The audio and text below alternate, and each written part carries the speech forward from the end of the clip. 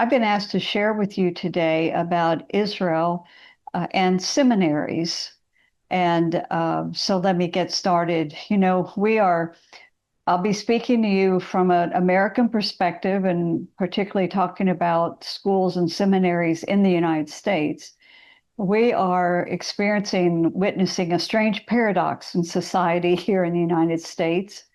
The Barna Group just put out the State of the Church report, in which they show a rise in Bible engagement, which is a wonderful thing. But at the same time, we see documentation that actually there's a profound decline in biblical literacy and conviction over the truth of the Bible.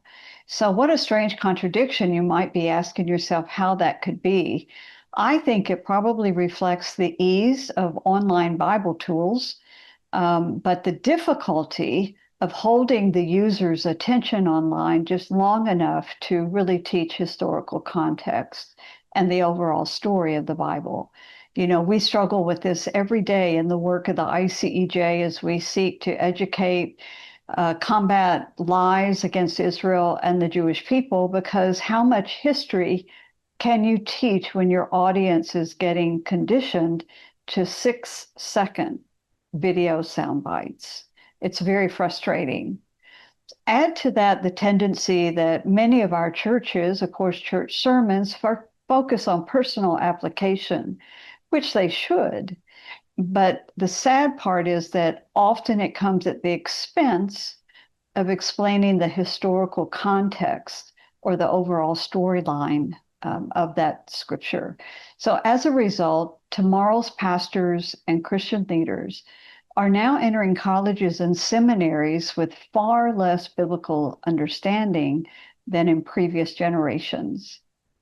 So there are roughly 245 seminaries in the United States, and just a little less than half of them are evangelical. And these schools are aggressively adapting to meet the needs of a new generation of students. And so some of the changes that these schools are making, first of all, they're replacing entrance exams with survey courses. And this is because they can no longer assume that incoming students possess foundational biblical knowledge to even pass the entrance exams. So instead, they are requiring introductory Bible survey classes for all their students.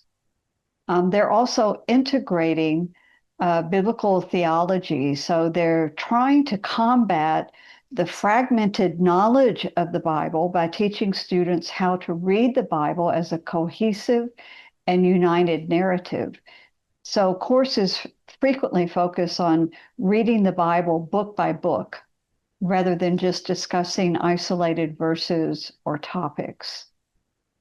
Third, they're actually including practical exegesis into preaching. So they're directly tying biblical literacy to homiletics to equip the ministers to be able to interpret and unpack as well as communicate about the text, and especially to a largely secularized church audience, the congregants in their churches.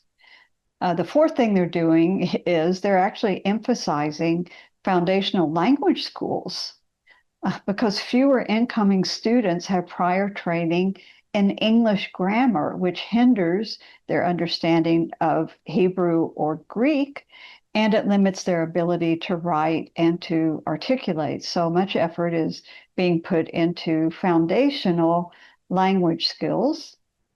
And one of the last things they're doing is they are using digital tools, but they're teaching their students how to utilize some of the advanced digital resources to allow them to better study online and to go deeper and to find many more resources. So the bright side to all of this is that these changes actually should aid in the discovery of the significance of Israel and the Jewish people. Teaching more Bible survey classes is wonderful, and how to read the Bible as a cohesive, unified narrative has been greatly needed. And I think the lack of it has really resulted in the rise of replacement theologies. So that's great news. But there's another trend that seminaries are needing to confront, and that is growing biblical skepticism. So the Western world is not only post-Christian, it has become very anti-Christian. And the assault on the Bible and a hermeneutically sound literal approach of the Bible have caused many to back away from believing that the Bible is inerrant or is accurate. So those who believe the Bible to be true and inerrant are often ridiculed as being unscholarly. So evangelical theology in the United States is becoming increasingly liberal and less evangelical, I might say. This move away from a literal or contextual approach is opening the door for replacement theories to grow. An exempling case is the well-known fact that Andy Stanley, the pastor of one of the largest evangelical churches in the United States, openly said that Christians should unhitch their faith from the Old Testament, that the Old Testament is confusing and it's a stumbling block for young people. So it should just be disregarded and only used as inspiration, not application, and to see it just as historical, the historical backstory to the New Testament. And then he said this, quote, Christianity begins with Jesus, not Genesis, end of quote. Now, the sad fact is that Andy Stanley suffered very little backlash to his dismissal of the entire Old Testament. And that lack of reaction really does expose how deep the problem is. Now, those of us in the Christian Zionist camp were appalled. And in response, I wrote the book, Encounter the 3D Bible, How to Read the Bible So It Comes to Life, just to show the continuity of the story of the Bible from Genesis to Revelation, and to help Christians know how to approach the Old Testament. You know, once we insert the Israel key into the Bible, it just comes alive and is so exciting. And that's what was missing for Andy Stanley, but it's his own fault. Now, I see all of this actually as an opportunity for Israel. It is my conviction that this crisis in biblical education is actually an opportunity that we must take advantage of. And the United States branch of the ICEJ has been putting great effort into doing just that. We are beginning an outreach to not just seminaries, but undergrad colleges and universities to assist them in meeting this challenge. Here today in the audience is Dr. Jeff Baxter. He's our new Director of Education, and he will be building relationships and partnerships with dozens of schools in order to share with them the resources we have built that may help them. So the first resource is our Introduction to Israel online course. This college-level course provides an overview of the history of the Jewish people from Abraham through the modern state of Israel, highlighting the biblical calling of the Jewish people and how that's been played out through history.